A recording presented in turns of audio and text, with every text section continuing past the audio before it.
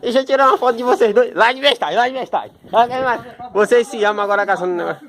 Dá um abraço desse quega aí mesmo. Como é que faz? Eu vou tirar a foto. Pronto. Por que tá todo de cuidar assim, cachorro? Olha, pronto. É porque tá de coronavírus. Deus é mais. É mesmo, Ceará? Deus é mais forte. Mas tu tava gripado. Pronto. Mas tu tava gripado. Deus é mais. Ó. Rapaz, comi uma cabeça de alho ontem. Escovei o dente, lavei a boca, bebi café, escovei o dente. E usei enxaguei a toalha bucal. Até hoje estou esperando o diabo do alho, rapaz. Deus me perdoe, senhor. E tu achou alho onde? Tá filmando que diabo aí?